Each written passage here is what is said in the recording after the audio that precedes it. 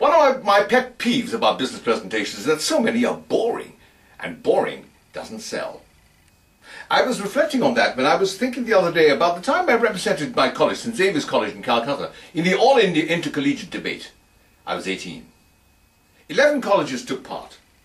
Each college sent 2 speakers, one to speak on either side of the motion. So there were 22 speakers in all. Now, as you can imagine, the same arguments were being paraded time after time after time.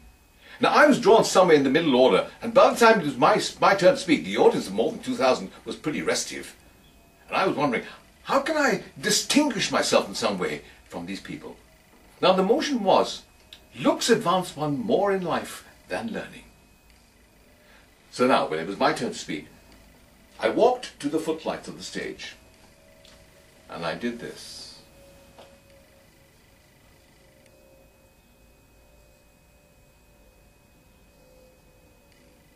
I held it for that long, and there was total silence. And I said, this is my wallet, and I'm happiest when it is fullest with cash. Now the question is, what is most likely to fill it with cash? Is it the way I look? Or is it what I have up here? That little device was enough to distinguish me from all the other competitors, and I won the debate. And it taught me the importance of doing something different from all the others around. Now let me tell you a different story. On the 15th of November, 1863, some 15,000 Americans gathered in a small Pennsylvania town called Gettysburg. They were there to honor the memory of the thousands who had died in the Civil War that was still raging. The main speaker of the day was Edward Everett, at that time regarded as the foremost American orator. He spoke for 2 hours. No one remembers what he said, and hardly anyone remembers who he was. The next speaker was Abraham Lincoln. He spoke for 2 minutes. 270 words in 10 sentences. And he said, the world will little note nor long remember what we say here today. He was wrong. The Gettysburg Address was Lincoln's most famous speech, and it is one of the most quoted speeches in American history. What made it different? First of all, it was brief. Secondly, it was full of good language, good ideas, and it was directly relevant to the reason why people were there. So, how can you make your presentations different and distinguished and in some way memorable? And of course, not boring. Well, the first prerequisite is to remember that every business presentation is a sales pitch. And because it's a sales pitch, what you're trying to do is to get people to change some in their thinking or their attitude or their behavior in order that they will accept your proposition. And therefore it must follow the sequence of persuasion.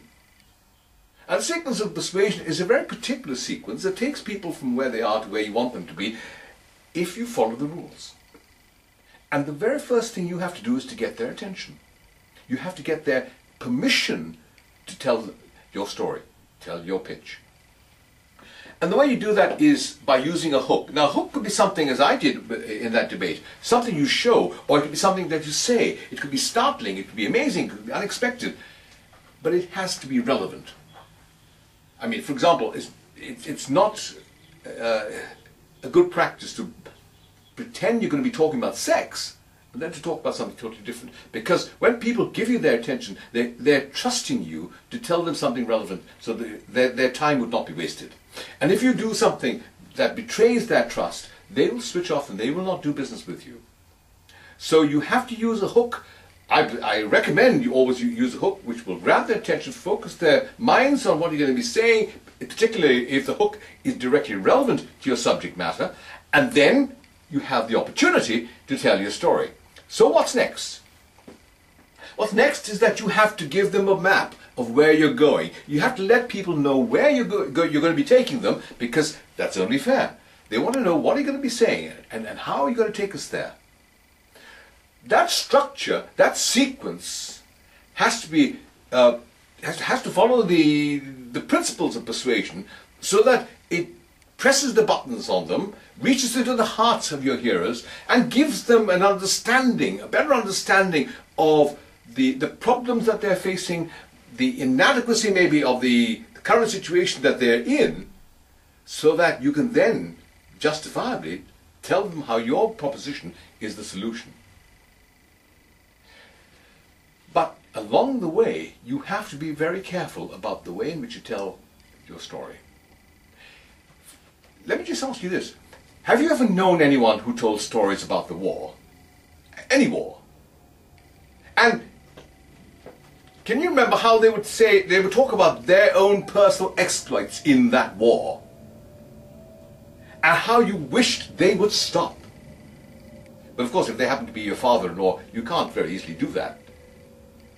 But a lot of business presentations create the same impression upon me. I think, I wish you would stop. Why?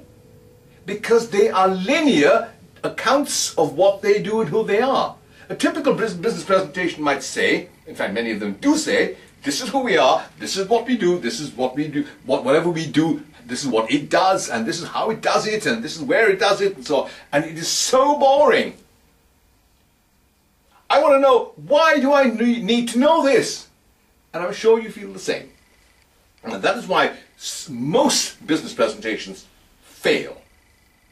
Now, there are just a couple of other things for you to remember. The first is the power of a story. Now, I'm not going to go into how you tell a story, because there is a particular technique for telling stories.